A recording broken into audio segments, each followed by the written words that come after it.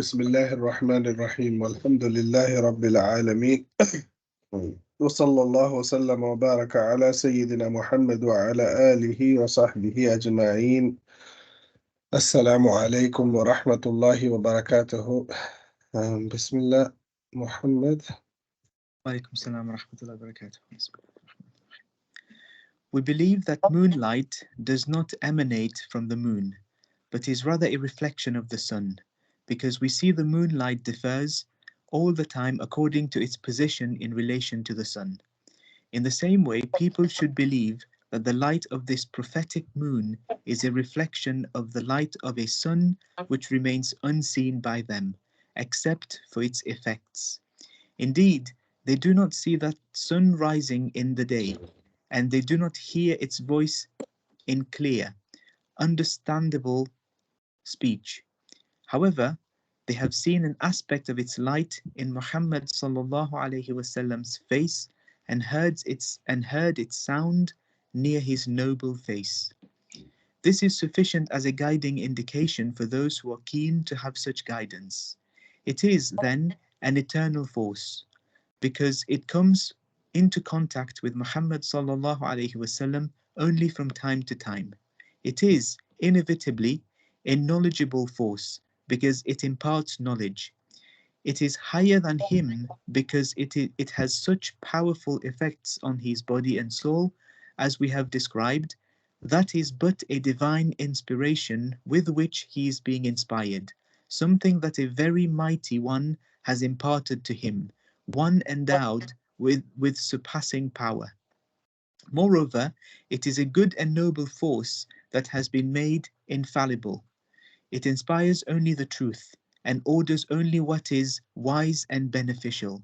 Hence, it has nothing to do with evil forces such as the jinn and devils.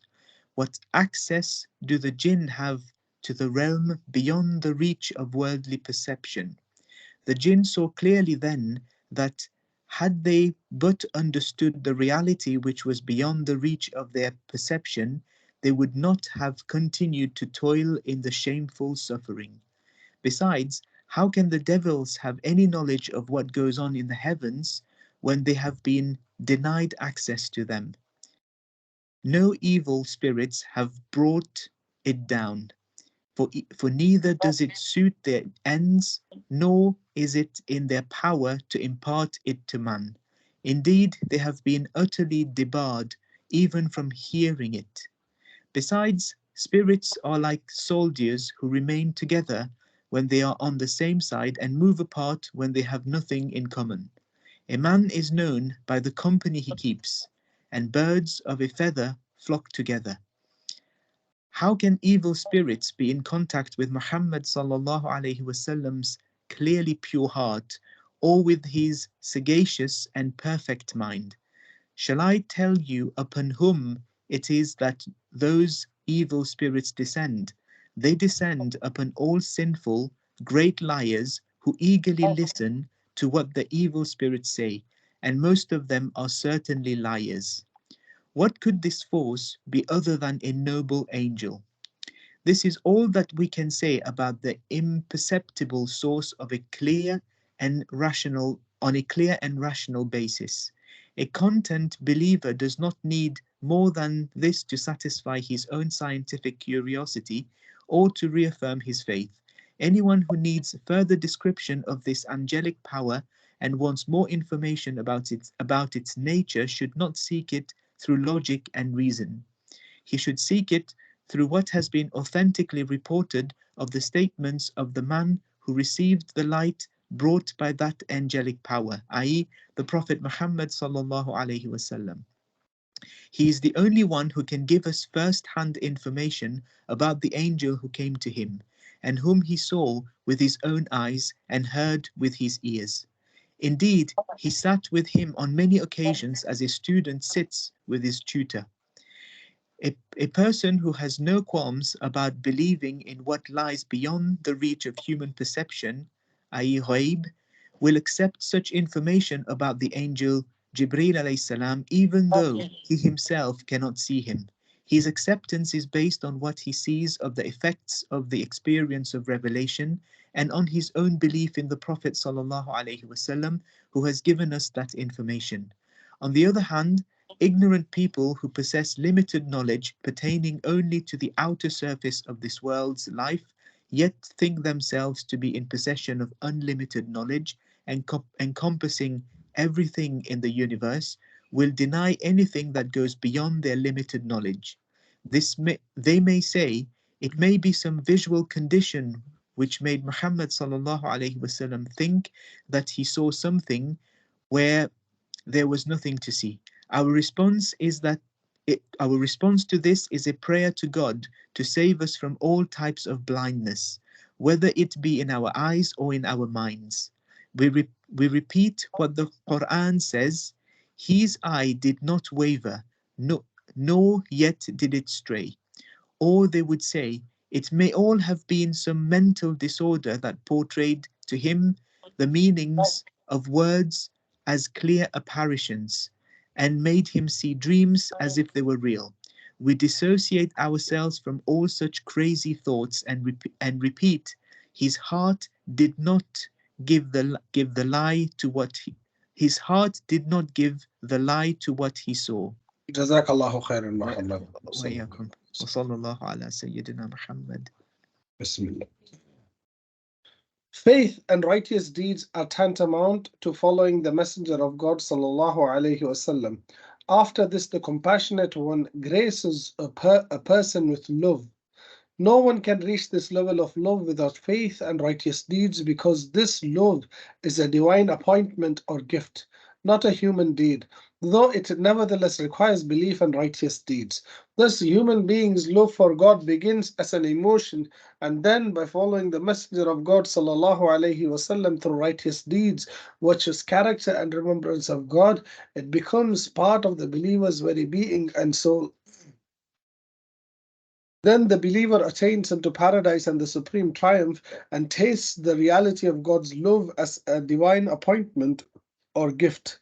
This love is then stronger and more ardent than any worldly love, and stronger and more ardent than any love which anyone who does not believe in God could ever experience or even imagine.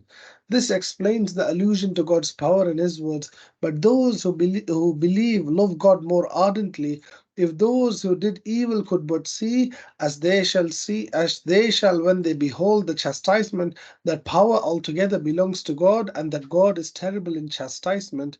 Thus the Messenger of God sallallahu alaihi wasallam taught us the following supplication: O God, make your love more beloved to me than myself, my family, and cool water.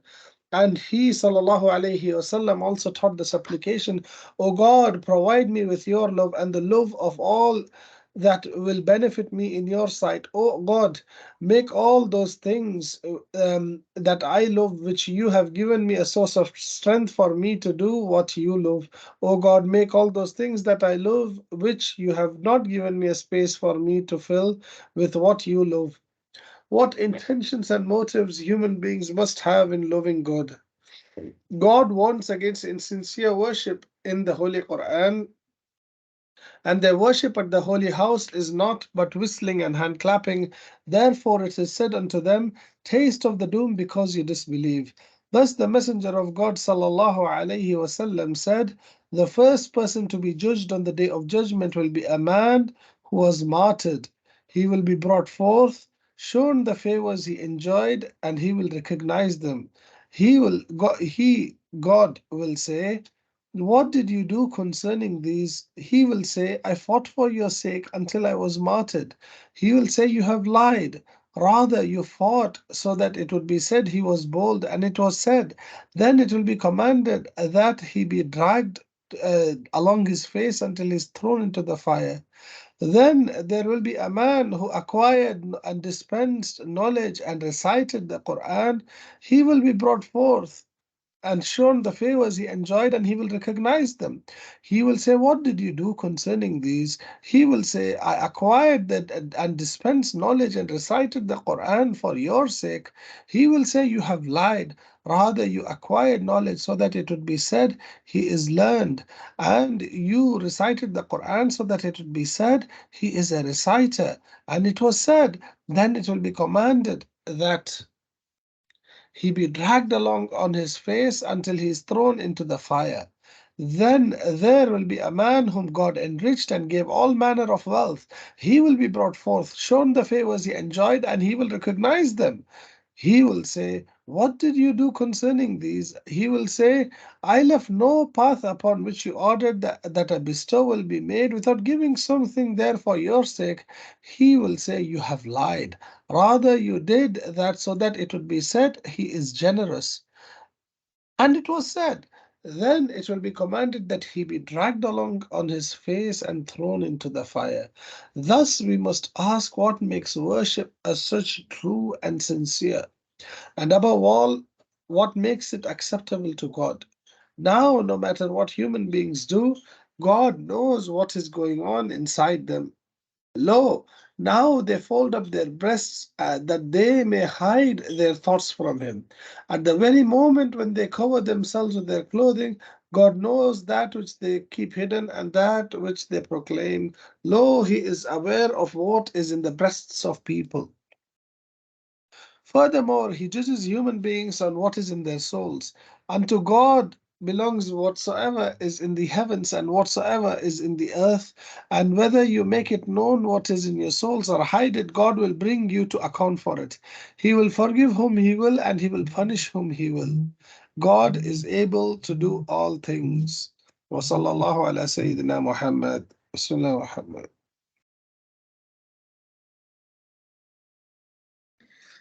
Zayd bin Thabit radiallahu anhu's credentials.